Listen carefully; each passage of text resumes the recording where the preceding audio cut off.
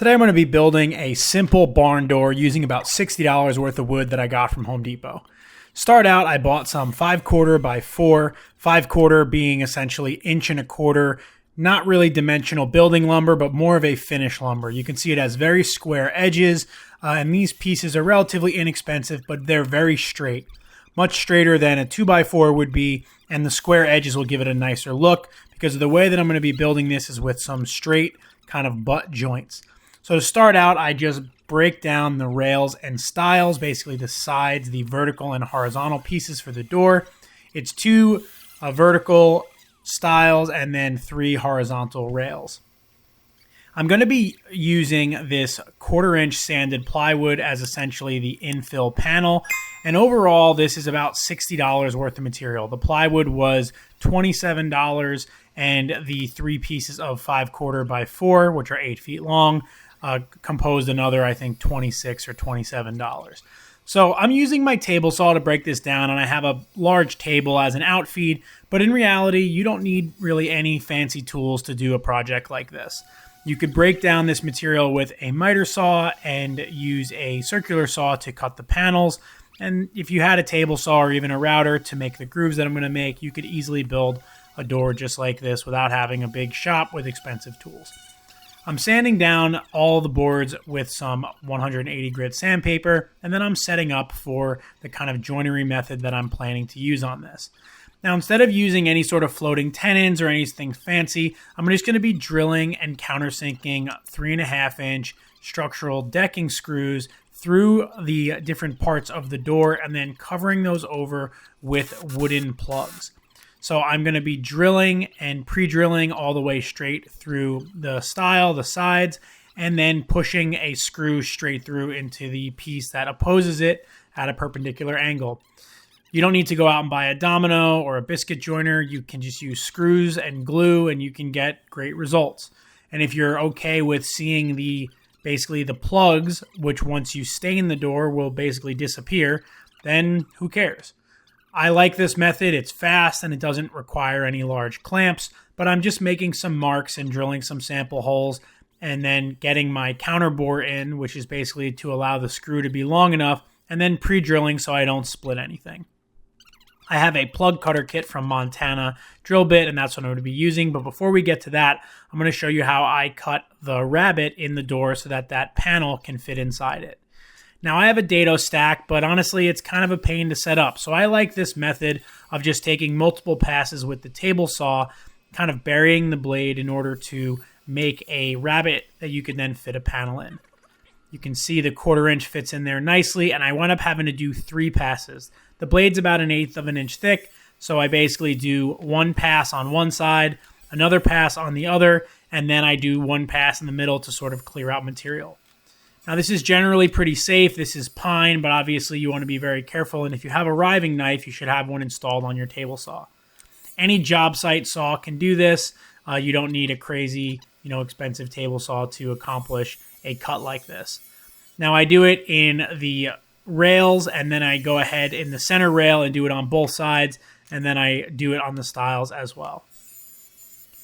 Now, again, I'm just looking for a clearance fit that will fit the 1/4 inch sanded plywood with a nice tight but still movable fit, because I don't want to force this piece together, and I do want that panel to be able to sort of float in the door in case the wood expands and contracts in different directions.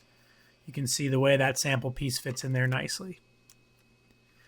Now, with all those pieces cut, I want to make sure that they line up properly. This is really important. So check yourself here and make sure that your panel is not going to actually forcibly misalign your different door parts.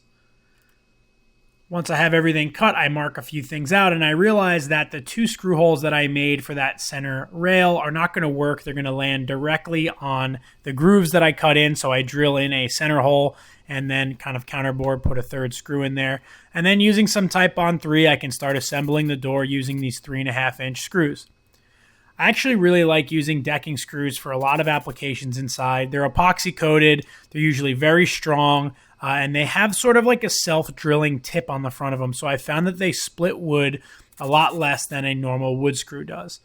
You never have to worry about them rotting because of the epoxy coating, and overall I think they're nice and fast, and they have a T25 head typically. Now you can see me slipping in the panels. I left the grooves a little bit oversized again for some float, and then I can add some glue. You'll notice I'm not gluing the panels in place because I want them to move. And I actually added a couple little spacers to keep the panels from moving too much, and then I drop the other style on.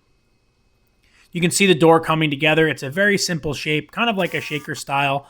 And once this all gets stained, it's going to look really nice. Everything's nice and tight. And since the pine is all a very similar color, it's all going to stain up really well. I had to do one little kind of forced alignment with a clamp there, and then I can add the rest of the screws in, which are grabbing just a little bit more so of the side of the stile and rail than they are anything else, but they're doing something to kind of keep this whole thing together. The glue is really what's going to keep this door together, and the screws essentially are acting as clamps. Now, I do have clamps that could hold this. The door is 25 inches wide, but I wanted to kind of show this in a way that was a little more DIY friendly for people that maybe didn't have a shop with all these different tools. Now, I'm using this little spring piloted plug cutter from Montana Drill. This thing is awesome for making little plugs, and you can see I'm basically just drilling it, taking a couple steps, and then I pop out these perfectly sized little pine plugs. I fill the holes with glue and then push those in there. You'll notice that I'm leaving the broken end facing up. I found that sometimes it's hard to sand off the little point from the little kind of brad point end, so I like to actually put them in sort of upside down, and then once the glue is dry, I'll sand them off flush, and you'll never even really know they were there because everything will be stained up nice. I leave this flat on my table to dry, which is really important because if it does have any warp in it while that glue is wet, it will translate into the material, and then the next day I go ahead and sand any glue squeeze out and just sand everything nice and flat. I also sand off the heads of those little wooden plugs, which gives them a super clean and flush look. And I'm just using some 180 grit sandpaper here. You can see how quickly and smooth it brings down those plugs. Now, kind of for a technical part, I need to route a groove in the bottom of this because this is going to be a barn door. Now, I'm going to be using a 3/8 inch straight cutting router bit, so I have to set up this little fence. And I did make a little mistake here with my filming, and I forgot to film me actually routing the groove, but you can kind of get the idea of what I'm going for here with some pieces of wood clamped to it, using the base as a guide to know where to clamp this, and then I'll bring you in close and explain what I'm going to do in order to make this work. Well, I made a mistake. Not on the project, but in the video. I forgot to film this part. So I'm going to show you what I did. So basically, I needed to route a groove here in the bottom for the little guide, the little plastic guide piece that goes on the floor. And what I did was I made a very simple fence. I just clamped a piece of wood to the door and then clamped another piece of wood to that. So I clamped these two pieces and then I used my router and basically set it to the offset of the base. And then just use my router to route this groove, and this groove is for this piece. Now, if you didn't have a router, another way to basically do this on the table saw, the same way that you cut the slots for the kind of internal panel, you could have cut the bottom of the door, the bottom rail, and then if you didn't feel comfortable cutting the vertical stiles with the table saw, you could just use a chisel right here and just chisel out that area and this area. Now with a router, obviously it's much easier, but if you don't have one, it doesn't mean that you can't do this. It just, you're gonna have to just be a little more creative with how you actually cut that groove in the bottom. The other thing you could do, if you only had like a circular saw, you could clamp a board on either side of this, basically making this whole thing wider. And then you could basically like run a table saw across this in a couple passes. It'd be a little hairy, but it's possible. But routers are cheap now, so probably worth having one. If you're making a door, you probably own a router, and you can get this done. So now that I've got the groove routed in the bottom of the door, this thing is ready for finish. Now, I thought about painting it, but decided to go with a Minwax dark walnut stain to kind of match the rest of the wood that's in the particular room that it's going in. I'm also using black barn door hardware on this, and it'll all kind of go together. Plus, the dark walnut stain I know looks pretty good on pine, and once it's dry and has some coats of Halcyon Clear on it, it'll look really, really nice. So this wood is very, very porous and it'll soak up a lot of that stain. So I just make sure to give great coverage. And then I go ahead and basically wipe off the excess and wipe everything in the direction of the grain before I give it a good solid day to dry. Now I have a little trick for kind of how I allow this to dry, which is by just clamping a board to the edge of my table and then putting a screw into the top of the door, which no one will ever be able to see the screw hole. And then I put a little fan on both sides of it, which will allow plenty of airflow. And then once it's all dry, I can start with the finishing process.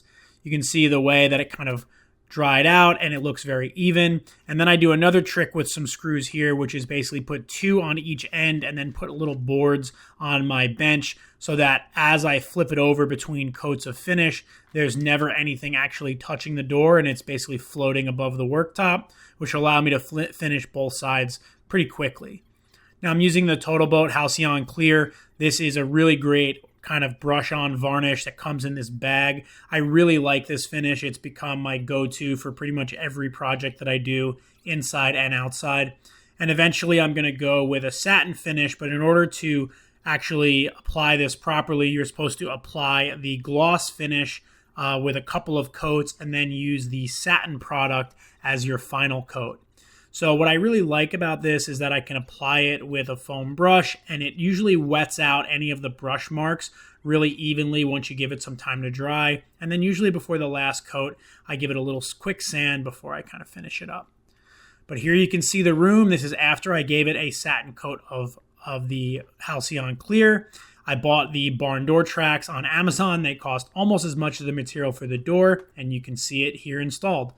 The barn door track I'll leave a link to down below. The Halcyon Clear looks great, and overall for $60 in material, I'm super happy with how this custom door came out. It's 25 by 82, and I'm really happy with it. It looks great in the room, and easy project, so give it a try.